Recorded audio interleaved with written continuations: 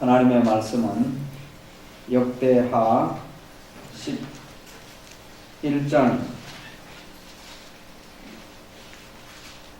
13절에서 17절까지 말씀 교독합니다. 구약성경 670페이지에 있습니다. 이제 교독하겠습니다. 온 이스라엘의 제사장들과 레위 사람들이 그들의 모든 지방에서부터 르호보암에게 돌아오되 레위 사람들이 자기들의 마을들과 산업을 떠나 유다와 예루살렘에 이르렀으니 이는 르호보암과 그의 아들들이 그들을 대인하여 여호와께 제사를 지금은 행하지 못하게 하고 여로보암이 여러 산당과 숫염소 우상과 자기가 만든 송아지 우상을 위하여 친히 제사장들을 세움이라. 이스라엘 모든 지파중에 마음을 굳게 하여 이스라엘의 하나님 여호와를 찾는 자들이 레위 사람들을 따라 예루살렘에 이르러 그들의 조상들의 하나님 여호와께 제사하자 한지라. 함께 읽겠습니다. 그러므로 3년 동안 유다 나라를 도와 솔로몬의 아들 르호보암을 강성하게 하였으니 이는 무리가 3년 동안을 다윗과 솔로몬의 길로 행하였음이더라. 아멘. 기도합니다. 하나님 감사합니다. 차갑고 싸늘한 이런 아침에 사랑하는 주의 자녀들을 단잠에서 깨워주시며 심신이 다소 피곤할지라도 이렇게 우리 주님 앞에 모일 수 있게 하셔서 감사합니다. 성령 하나님, 성도들의 마음에 새로운 은혜와 평강과 믿음을 더하여 주시기 바랍니다. 주의 이름을 높여드리며 주의 말씀을 읽고 들을 때마다 성령 하나님의 역사하심이 있기를 원합니다. 이 새벽에도 종의 입술을 사용하시사 저희 모두에게 들려주실 하나님의 말씀을 듣고 마음에 간직하여 결실하게 하시고 하나님께 영광을 돌릴 수 있게 해 주시옵소서. 예수님 이름으로 기도합니다. 아멘. 사람들은 자신의 가치관에 따라서 생각하고 결정하고 행동합니다. 돈의 최우선순위를 둔 사람은 돈 그 자체만을 위하여 열심히 노력합니다. 명예 중심의 사람은 어떤 일이 있더라도 그 명예를 갖고자 노력합니다. 권력 중심의 사람은 역시 마찬가지입니다. 저와 여러분은 무엇이 우리의 최우선순위가 되어야 하겠습니까? 너무나 당연한 질문인데요.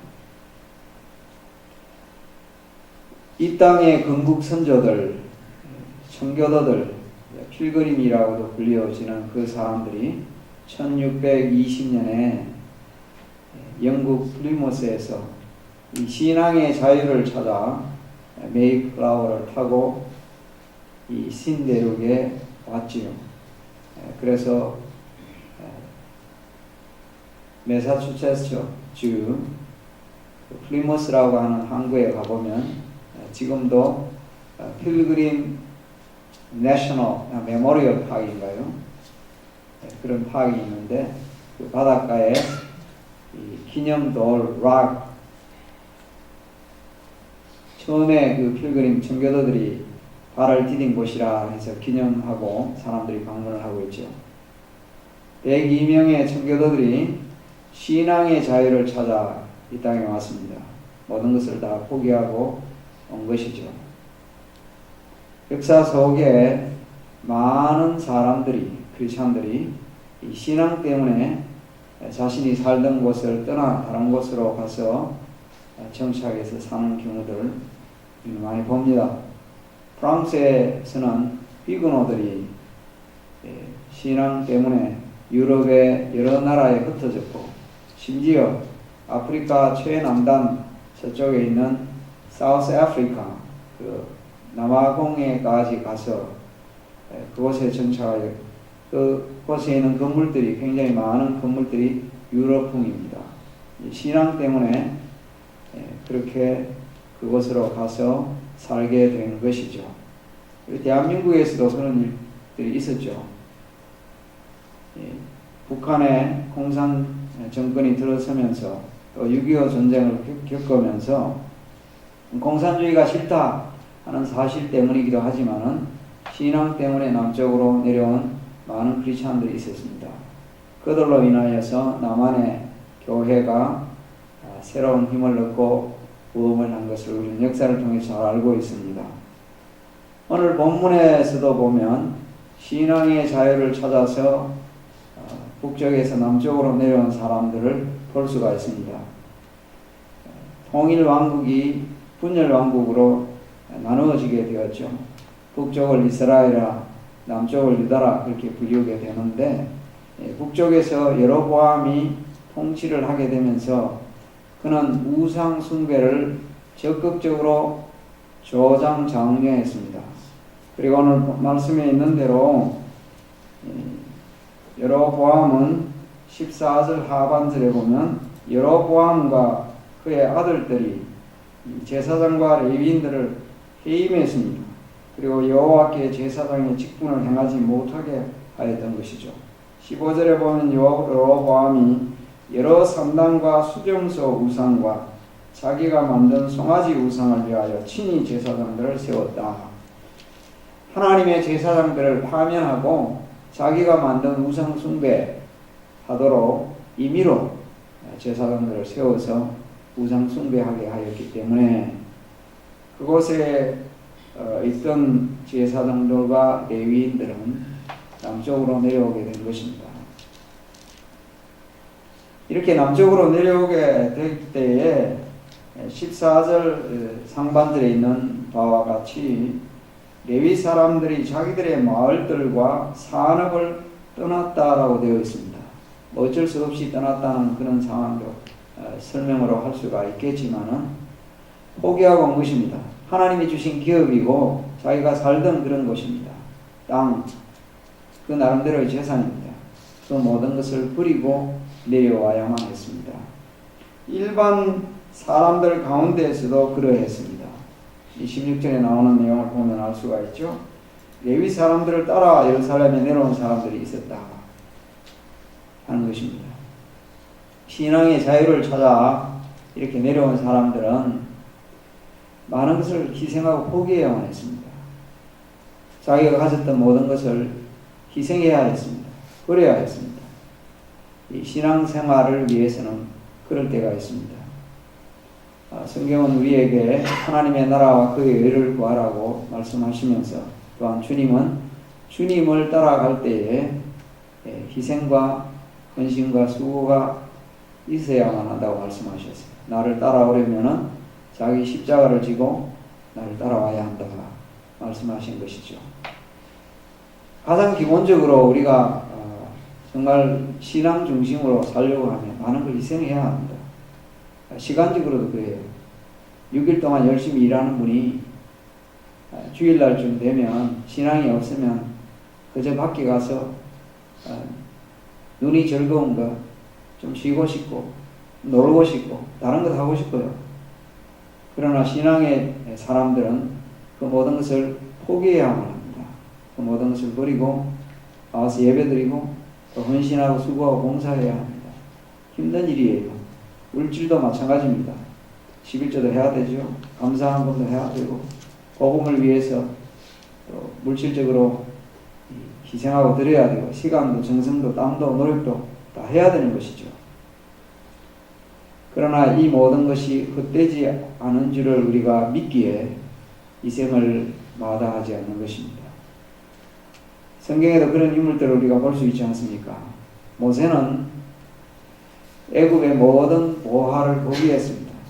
바로의 공주의 아들이라 칭함받는 것도 포기를 했습니다. 하나님의 백성들과 함께 고난받는 것을 더욱 즐거워했습니다. 그리스도를 위하여 당하는 고난이라고 말씀했습니다. 성도 여러분, 이 신앙 우선주의, 하나님 중심주의, 하나님의 나라와 그의 의를 구하려고 하면은요, 이렇게 희생하고 헌신하는 일이 있어야 하는데, 우리는 이 일이 귀한 일인 줄 알고 또 믿음으로 이 모든 일을 잘 감당해야 될 줄로 믿습니다. 포기해야만 했던 것, 오늘 본문을 통해서 배우지만 우리 자신도 그러하다는 것입니다. 동시에 16절 말씀에 보면 이스라엘 모든 지파 중에 마음을 굳게 하여 이스라엘의 하나님 여호와를 찾는 자들이라 하고 했습니다.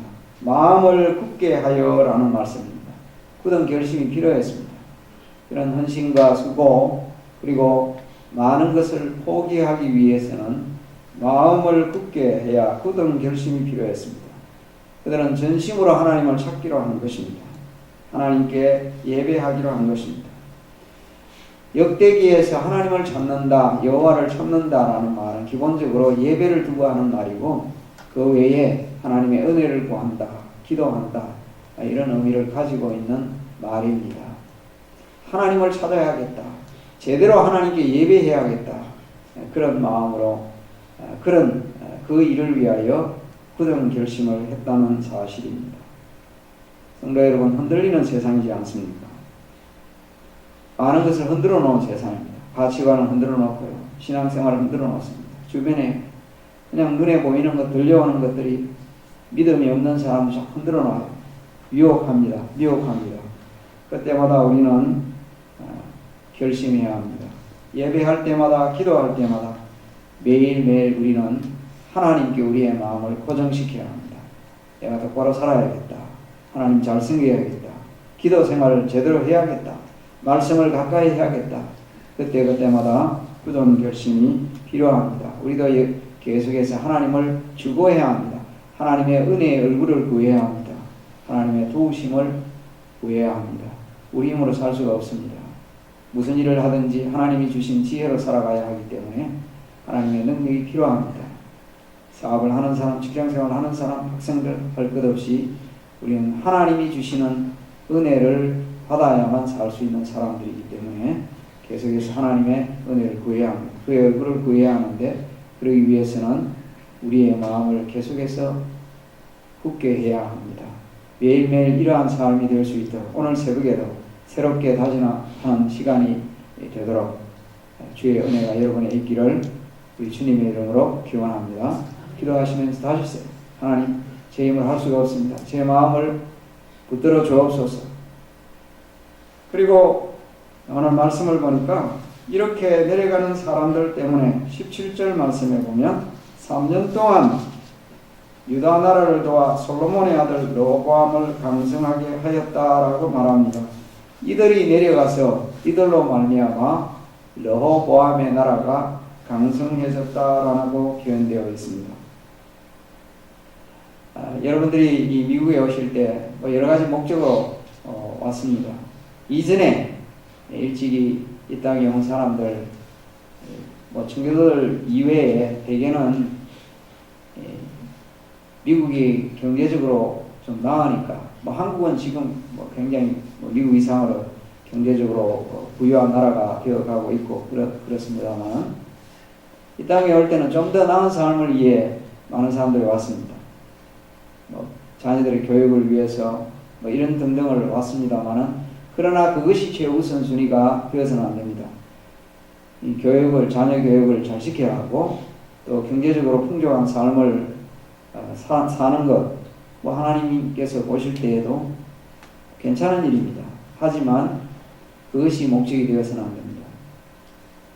자녀 교육을 하든지 무엇을 하든지 하나님 중심이 되어야 하는데, 그래서 우리가 이 땅에 있음으로 말미암아 오히려 미국이 영적으로 부흥할 수 있었으면 한다는 것입니다. 우리들의 비전과 꿈이, 우리의 사명이 우리가 있으므로, 우리 한인교회가 있으므로 미국이 영적으로 오히려 깨어날 수 있어야겠다. 이것이 우리의 마음에 좋은 비전이 될 수 있기를 바랍니다. 기도할 때 그런 기도를 하십시오. 하나님이여, 저희 교회가 비록 세상 사람들의 눈에 볼 때에는 수적으로나 모든 면에 약해 보여도 하나님, 이 지역사회 영적 부흥운동과 영적인 분위기를 바꾸어 가는데 사용될 수 있기를 바랍니다. 흑암의 세력이 물러가고 하나님의 은혜의 역사가 일어나도록 그런 일을 하는데 기여하는 교회가 되기를 바랍니다. 기도하시기 바랍니다. 그리고 50개 주에 흩어져 있는 한인교회들을 생각하시면서 하나님의 이 땅의 교회들이 영적으로 일어나야 하는데 한인교회들을 사용하시기를 바랍니다. 교회들이 믿음으로 일어나고 기도로 말씀으로 영적으로 부흥하게 될 때에 이 땅에 하나님의 놀라운 새로운 역사가 또 일어날 수가 있습니다.